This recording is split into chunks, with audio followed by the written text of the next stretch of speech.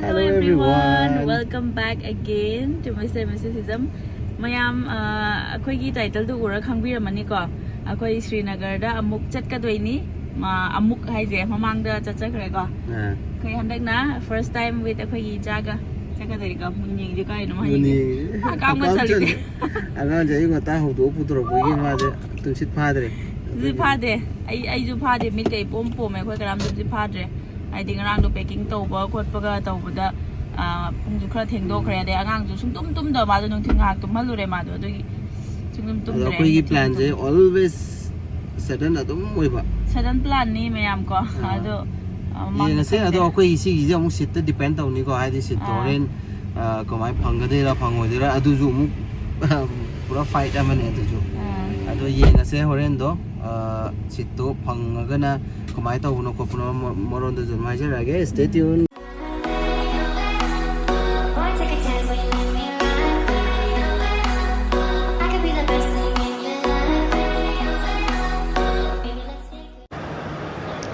Hello, Mayam. Ako ise ahan bagi ticket to. Adu sito phangdre. Ako staff ticket ina ko sito load full oiren haire. Sit ama ni budi hange do ko mi ahum ni na hangang jawan mari. Aduna koi mathangi keda oina try tawage mathangi flight na 11:40 da adu pung mukti khenare ko adu ngai cha du atang tu bom mane hoje hogale ma du mi myam du de excitement oi na ko eng yeng le adu myam ngai minner si kamai do noi Cây nơi chắc tao biết xây chắc ăn là sẵn tới giờ mà thằng cái liệt trong tới giờ dance story Karina. Ha. Chắc tao biết Karina. Karina ngoài ông Tây thôi đấy, ngoài ông Tây thôi đấy. Hàng gặp flight ngày mình ở gì có pura bera này. Hàng gì khang đầu này mà đi. Mà phẩm chất là cái ni AM tao rồi cái ni. Vậy thì mà mình ông passion cái đấy, một passion là cái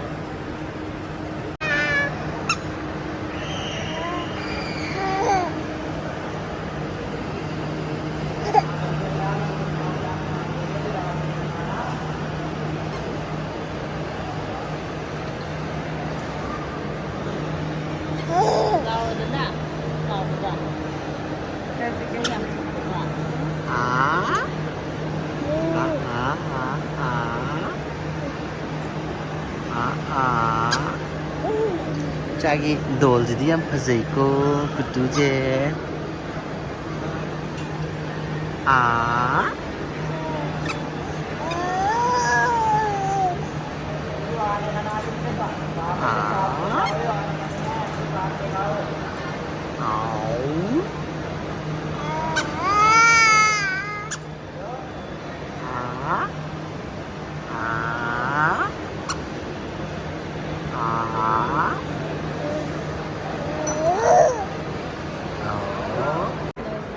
Finally, ko sit thangye boarding pass le ka nang tum re do changa se dri manung da security special assistant changa to re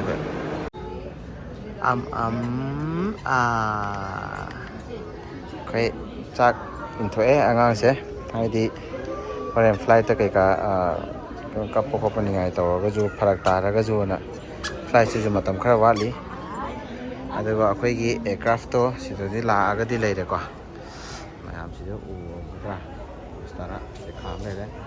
si di la le re ready hoy re ado yeng asi recording tàu từ ngày ra chạy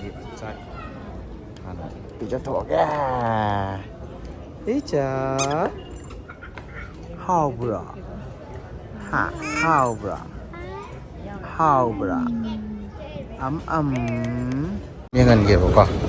xảy ra cái gì Air India cái aircraft anova brand new aircraft anova sẽ ra lại có xong những anh cái tàu này hay đi xí cái aircraft sẽ Airbus A350 hai ba aircraft to ne ba si ja hojik total lo kai Air India gi manakta lai se total 5 amaga la ka do re to 6 total 6 aircraft ne bo je akhoi gi Air India gi si lai ja to ham chaw wa aircraft ne aduga sidam ju le na adam ju kham le to ꯁꯤꯁꯦ might B ꯑꯩꯈꯣꯏꯅ block ꯊꯥꯒꯠꯂꯛꯄ ꯃꯇꯝꯗ ꯑꯩꯈꯣꯏꯒꯤ aircraft ꯇꯔꯦꯠ ꯅꯤꯄꯥꯟ ꯃꯥꯄꯟꯃꯨꯛ ꯁꯨꯔꯝꯕ ꯌꯥꯏ total ꯃꯣꯏꯒꯤ 30ꯃꯨꯛꯅꯤ aircraft ꯂꯥꯛꯀꯗꯣꯏꯁꯦ A350 ꯍꯥꯏꯕ ꯑꯦꯌꯔꯀ꯭ꯔꯥꯐꯁꯦ ꯑꯩꯈꯣꯏꯒꯤ 232ꯔ ꯀꯩꯅꯣꯝ ꯀꯟꯐꯤꯒꯔꯦꯁꯟꯗ ꯑꯗꯨꯃꯥꯏꯅ ꯑꯣꯏꯕ꯭ꯔꯥ ꯀꯩꯅꯣꯝ ꯇꯧꯕꯅꯦ ꯃꯅꯨꯡꯒꯤꯗꯤ ꯆꯪꯉ ꯌꯦꯡꯗ꯭ꯔꯤꯀꯣ ꯑꯗꯣ ꯁꯤ ꯁꯨꯝ ꯑꯩ ꯎꯠꯅꯤꯡꯗꯅ ꯇꯧꯕꯅꯦ ꯍꯥꯏꯗꯤ ꯁꯤꯒꯤꯁꯦ ꯕ꯭ꯔꯥꯟ ꯅ꯭ꯌꯨ ꯑꯦꯌꯔꯀ꯭ꯔꯥꯐꯅꯤ ꯑꯦꯌꯔ ꯏꯟꯗꯤꯌꯥꯒꯤ ꯂꯣꯒꯣ ꯑꯅꯧꯕꯅꯤ ꯍꯟꯗꯛꯀꯤ ꯂꯥꯛꯀꯗꯧꯕ ꯑꯩꯈꯣꯏꯒꯤ ꯑꯦꯌꯔ ꯏꯟꯗꯤꯌꯥꯒꯤ ꯑꯦꯌꯔꯀ꯭ꯔꯥꯐ ꯂꯩꯔꯤꯕꯁꯤꯡꯁꯦ ꯁꯤꯒꯤ ꯂꯣꯒꯣꯁꯤꯡꯁꯦ ꯂꯣꯏꯅ ꯑꯣꯏꯔꯛꯀꯗꯣꯏꯅꯦꯕ ꯍꯧꯖꯤꯛꯁꯦꯀꯣ ꯁꯤ ꯃꯅꯤꯡꯒꯤꯁꯤ ꯍꯥꯞꯄꯤꯁꯦ ꯁꯤꯒꯤ ꯃꯤꯟꯁ ꯁꯤ ꯃꯃꯥꯡꯒꯤ ꯕ꯭ꯂꯨꯒ ꯀꯩꯅꯣ ꯌꯥꯎꯔꯤ ꯚꯤꯁꯇꯥꯔꯥꯒ ꯃꯔꯁ ꯇꯧꯔ ꯃꯇꯨꯡꯗꯨꯗ ꯕ꯭ꯔꯥꯟ ꯅ꯭ꯌꯨ ꯄ꯭ꯔꯤꯃꯤꯌꯝ ꯑꯦꯌꯔꯂꯥꯏꯟ ꯏꯟꯗꯤꯌꯥꯒꯤꯅꯦꯅ ꯍꯥꯏꯔꯤꯅꯤ ꯍꯧꯖꯤꯛꯀꯤ ꯁꯤ ꯂꯩꯔꯤꯕ ꯁꯤꯒꯤ ꯑꯔꯤꯕ ꯁꯤꯒꯤ ꯂꯣꯒꯣꯁꯦ ꯁꯤꯁꯤꯡꯁꯦ ꯂꯣꯏꯅ ꯊꯣꯛꯈ꯭ꯔꯅꯦꯕ ꯈꯔ ꯃꯇꯝ ꯈꯔ ꯂꯩꯔꯒ ꯃꯥꯏꯠ ꯁꯤ ꯂꯣꯏꯅ ꯇꯧꯔꯛꯄꯗ ꯆꯍꯤ ꯑꯃꯃꯨꯛ ꯆꯪꯕ ꯌꯥꯏꯀꯣ ꯑꯗꯨꯒꯤꯅꯤ ꯑꯗꯣ ꯁꯤꯒꯤ ꯖꯁ ꯑꯞꯗꯦꯠ ꯄꯤꯅꯤꯡ ꯇꯧꯕꯅꯦ ꯑꯗꯣ ꯑꯩꯈꯣꯏ ꯕꯣꯔꯗꯤꯡꯁꯨ ꯍꯧꯗꯣꯔꯦ ꯕꯣꯔꯗꯤꯡ ꯍꯧꯔꯒ ꯑꯩꯈꯣꯏ ꯆꯠꯅꯕ ꯇꯧꯔꯒꯦ See you soon Air India A350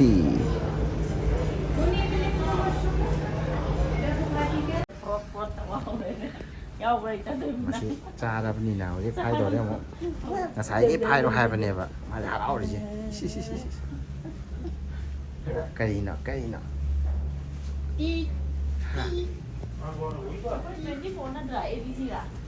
हाँ 25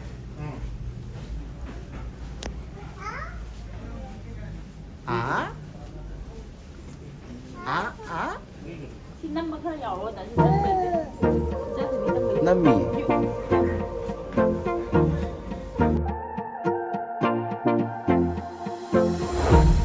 Leika fanwa Lekong lisaksu lepa leita Lei semjaba Lei from the love the lei cream ꯑꯩꯈꯣꯏꯁꯦ ꯃꯄꯥꯟ ꯍꯦꯛ ꯊꯣꯛꯂꯛꯑꯦꯕꯀꯣ ꯍꯦꯛ ꯊꯣꯛꯂꯛꯄꯒ ꯑꯩꯈꯣꯏꯁꯦ ꯍꯦꯛꯇ ꯇꯦꯝꯄꯔꯦꯆꯔꯁꯦ ACꯗ ꯂꯩꯕꯒ ꯆꯞ ꯃꯥꯟꯅꯕ ꯋꯥꯅ ꯁꯤꯁꯦ ꯏꯪꯕ꯭ꯔꯥ ꯀꯃꯥꯏꯅ ꯇꯧꯏ ꯏꯪꯉꯦ ꯁꯥꯔꯣ ꯑꯗꯨꯗ AC ꯃꯅꯨꯡꯗ ꯂꯩꯕ ꯆꯞ ꯃꯥꯟꯅꯩ ꯁꯤꯁꯦ ꯏꯪꯉꯦ ꯑꯗꯣ ꯒꯥꯔꯤ ꯑꯃꯗ ꯊꯤꯒꯦ ꯑꯗꯨꯒꯨꯝꯕ ꯅꯝꯃꯛꯑꯒꯦ ꯃꯌꯥꯝꯁꯦ ꯌꯦꯡꯉꯣ ꯁꯤꯁꯦ ꯑꯩꯈꯣꯏꯒꯤ ꯗꯦꯜꯂꯤ ꯄꯕ꯭ꯂꯤꯛ ꯁ꯭ꯀꯨꯜꯅꯤꯀꯣ ꯑꯩꯈꯣꯏ ꯍꯧꯖꯤꯛ ꯑꯦꯌꯔꯄꯣꯔꯠꯇ ꯍꯦꯛ ꯊꯣꯛꯂꯛꯄꯒ ꯍꯧꯖꯤꯛ ꯑꯩꯈꯣꯏ सी एयरपोर्ट ने तो मनिंग सी मथक तक कर ले हाँ अच्छा यहीं पे पड़ता है ये हो गया नीचे जो है ना ये हो गया हाँ। केंद्रीय विद्यालय स्कूल अच्छा केवी भी है नीचे हाँ ऊपर है कोई से होने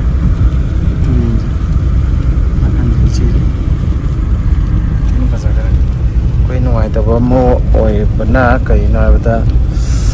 नोंग ताबसे नुआइत्रे क्या फसै होने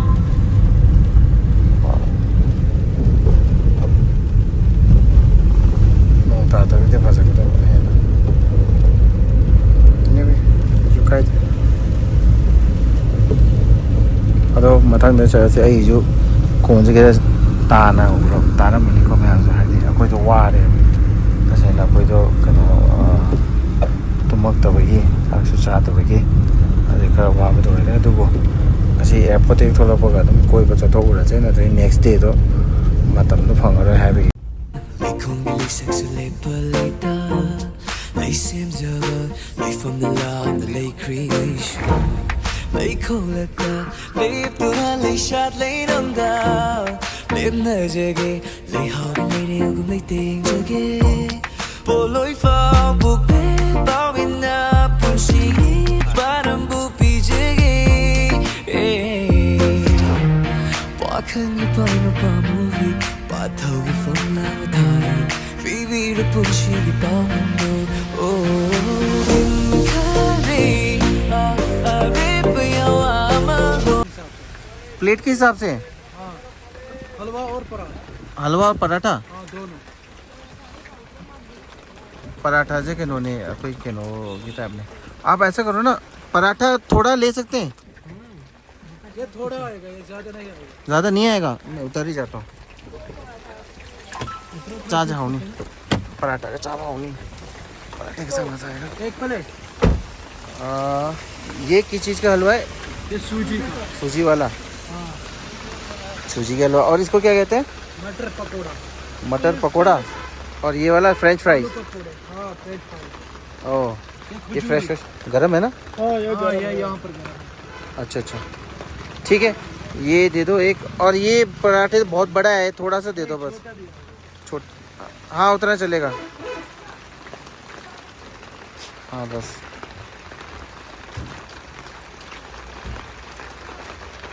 कितने का है ये? 600 का होगा। थोड़ा अच्छा ठीक है ठीक है दे दो।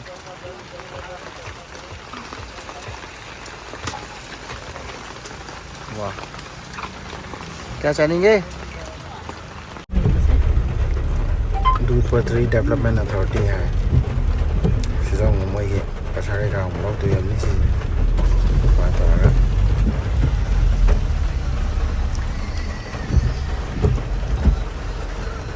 एंट्री एंट्री जगह कोई नहीं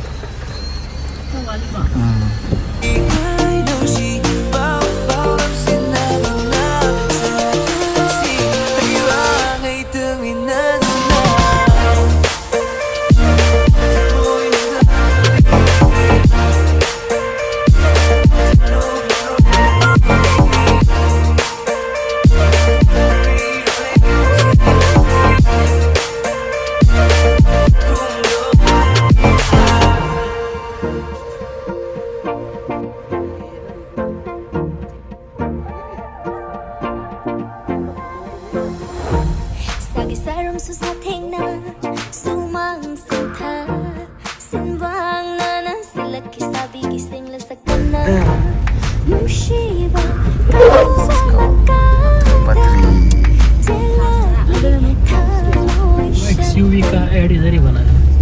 XUV का ओह XUV 700 उसके इधर ही ऐड बना। ओह मैं हमको ये महिंद्रा की XUV 700 की ऐड की शूटिंग तो साइड था वही देखिए तो ऐसी तीन फंसा कर मफम से वाओ तीन फंसा सोनी याओ गले मैम याओ व्यू विंडो था तो देखा वाओ हाँ हाँ रुकना रुकना रुकना रुकना यस सीधा फोटो खर नम गया हेलो मैम अखोई हुजिको हुजिकी दूध पथरी हाइसिदा मफम यौसिले अदु मतोन यौगदो खरदि वाली ना अदु मफम जगाजे खुफजबनि फजबन्दन खै गारि खाम फोटो नमगेने तेतोरिने शिट मैम दियो मैं तो ले अदु को अखोई ngasai temperature yumge asabado chindi kaamagan ko maku thok jane wow nong di tare yam kuina di lepa yaro koi ado si ne view je खूब फजा से आ मथक त मैं खर खर दे स्नो हो रही है नों तारमद्रगदी को याम तीन फजगदमने कोई से दे सिम थौना बजे यामना रेंट थौना भी है वे कितना रेंट ये क्या प्राइस कितना होता होगा ये चलाने के लिए ये बता दे अगर आपको करना हो तो मैं बात करूंगा इनसे अरे बट अभी बारिश हो रहा है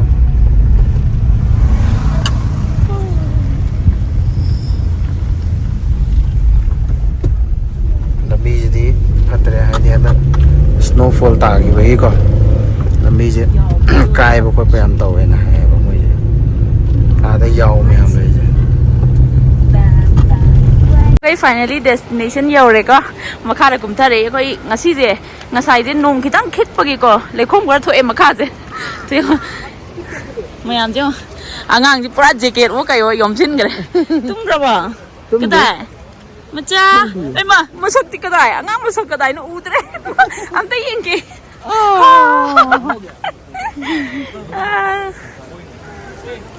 से यौरे दूध पथरी है जे वैली ऑफ मिल्क सिंग खुलंग जे होने वैली ऑफ मिल्क सिंग जे लंटिक लंग मैम ताय तो आदा वैली ऑफ मिल्क हाई जे कोगी संगोम की सिंग ने तारे जे संगोम मान मंगरो ngau गय वैली ऑफ मिल्क हाई जे ममिंग जे जसी जुम की तंग तौगे बा वाव नोंग ताबगी इंग बगे नोंग ताबगी इंग जा खोई यौरु खिगे अंजलि अदोम द नानथोनी अदम साइड तो तुम तो चलो स्टेयर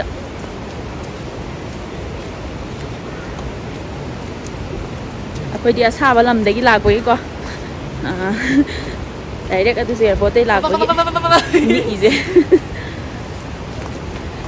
से कई कई नो योली लोन पूरे बहुत अच्छा है क्या है ये भेलपुरी ठीक है लेते हो आने के टाइम भेलपुरी ने मफम जहान यौगे ना है अꯉꯥꯡꯁꯤ ꯃꯁꯛ ꯎꯈꯤꯗ꯭ꯔꯦꯕ ꯑꯁꯤ ꯀꯣꯡ ꯉꯥꯎꯕꯤ ꯅꯨꯄꯤꯅꯦꯕ ꯀꯣꯡ ꯉꯥꯎꯕꯤ ꯅꯨꯄꯤ ꯆꯦꯟꯈꯔꯦ ꯑꯩꯈꯣꯏꯀꯣ ꯁꯤꯗꯩꯁꯤꯗ ꯗꯥꯎ ꯈꯤꯇꯪ ꯌꯥꯕ ꯍꯥꯏꯔꯒꯅ ꯀꯩꯅꯣ ꯍꯥꯏꯕꯗ ꯑꯩꯈꯣꯏꯒꯤ ꯅꯣꯡꯁꯦ ꯇꯥꯕ ꯐꯈ꯭ꯔꯦꯕ ꯅꯣꯡ ꯂꯦꯞꯈ꯭ꯔꯦ ꯅꯣꯡꯁꯦ ꯂꯦꯞꯈ꯭ꯔꯦ ꯑꯗꯨꯒꯤ ꯃꯐꯝꯗ ꯍꯦꯛ ꯌꯧꯕꯗ ꯅꯣꯡꯁꯦ ꯂꯦꯞꯈ꯭ꯔꯦꯀꯣ ꯑꯗꯨꯒꯤ ꯌꯥꯝ ꯅꯨꯡꯉꯥꯏ ꯑꯗꯨꯒ ꯑꯩꯅ ꯍꯥꯏꯅꯤꯡꯕ ꯑꯃꯅ ꯃꯌꯥꯝ ꯑꯩꯈꯣꯏ ꯗꯨꯙ ꯄꯊꯔꯤ ꯍꯥꯏꯔꯤꯕ ꯖꯒꯥꯁꯦ ꯀꯔꯤꯒꯤ ꯃꯔꯝꯒꯤ ꯗꯨꯙ ꯄꯊꯔꯤ ꯍꯥꯏꯔꯤꯅꯣ ꯍꯥꯏꯕꯗꯀꯣ ꯑꯩꯈꯣꯏ ꯗꯨꯙ ꯍꯥꯏꯗꯤ ꯑꯩꯈꯣꯏ ꯁꯪꯒꯣꯝ ꯍꯥꯏꯔꯦꯗꯅ ꯄꯊꯔꯤ ꯍꯥꯏꯔꯒꯅ ꯅꯨꯡ ꯍꯥꯏꯔꯦꯗꯅ ꯑꯗꯣ ꯃꯣꯏꯅ ꯍꯥꯏꯔꯤꯁꯦ ꯅꯨꯡ ꯃꯔꯛꯇꯩ ꯁꯪꯒꯣꯝ ꯆꯦꯟꯊꯕ ꯍꯥꯏꯕ ꯍꯣꯏ ꯅꯠꯇꯦ ꯑꯩꯈꯣꯏ ꯁꯤ ꯆꯦꯜꯂꯤꯕ ꯏꯁꯤꯡꯁꯦ खर मथक वाई खर लापना येंबदबको संगोमदौना ओइना तौवीना हाइबा नाकंदा तारिबा नुंग मरक्सिदा संगोमदौना तौबा अखोई इसिंग चेलीना अदुनेबा मोइना हाइनिंगिसे अदुगिनेबा अखोइगी दूध पथरी ना हाइरिजे अदो येंगसे क्यामो फजबनो हाइबदुको गाड़ी थानामे खंगे अदुसु येंगसे लाओ चला चतुंगी आई स्पेस याउद्रेना गाड़ी थानामे अदुगोको सी मफमजिदे योबुदा अखोइ योना मैं उबरे हो उदे खरा उई उदब्रा मैकु आई उदे अखोइ को इंदमदा अखोइ चिन का मकांदा पाइना मैकु थोपुदो अदमाइना थोएबा हाइदि टेम्परेचर जे अखोइना लाई मफम जुदैदि 45 डिग्री साहौरिनेबा मोइ जो आजो अंगाम मजा पुरो यावरि सी मफम जे लाखोजिदा कोइदि पुरा से मफम ने ओगान जे याम ngairoi से sorry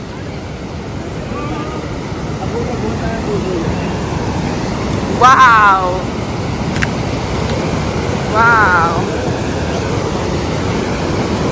Phone kai bala ya angang mako kai nang tu khodan tam lo.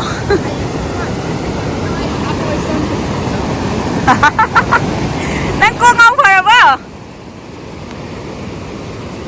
Anjali nang na khong mai thie ka ni. Khong mai thie ka ni bana.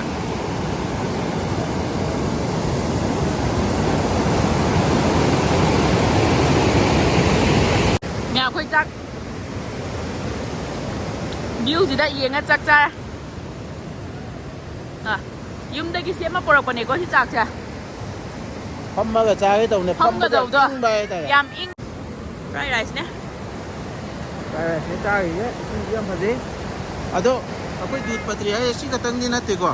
ai dù sagon tong nga chắc cái đầu mà phong cái này yam thật về Simbang nana sila kisabi gising la sa kana Mushiba kau ba makada Tilagli kamoy shagana Mai kay mong laki Kang hauda wakagi pomda Amang katong kayda na Hay kita mo'y nanushi Sila jagi sa kumbi Sang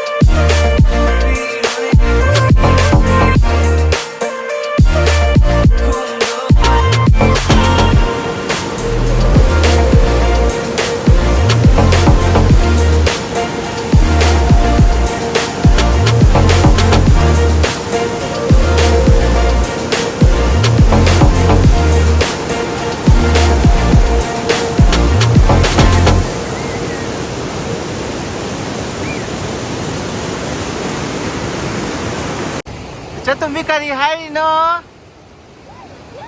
हा करी hi no बनंगिदो उई मोय आ खुमजन गरे इयो करी hi no दुं mama दी उदरे या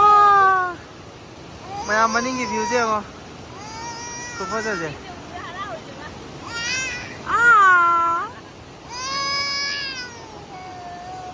ꯀꯔꯤꯅꯣꯕ ꯅꯪ ꯍꯥꯏꯅꯤꯡꯉꯤꯁꯦ ꯍꯥ ꯍꯥ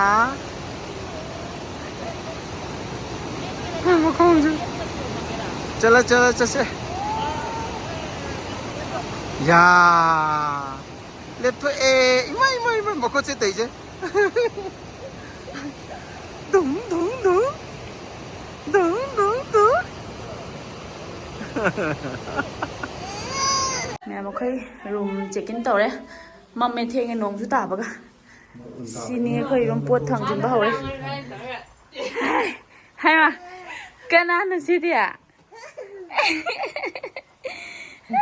कनाना सिदिया हरारबा रूम सिदी नालेको हाइदि मोइजे कनो तवे सेंडल लौथो चंगहल्ले अखोई रूम इसाई रूम दबो खु याम नाले अखोई रूम दबो सेंडल तोंगा चंगनोइन हाय दो अखोई खुंग मपान लौथोगा फाय फाय या मपान की व्यू करे कादी हुजी उरोय नोंजु ताई ममजु ममे हयेंग नोंगालगो यंगहंजरागे को सी मचाजे आइले पम्बदो आइ पम्बदि मा हरावे थादोकपसिदा हे फबुंग अनौबदा तुमदोरबा ngasidia sidenga macha cha theibi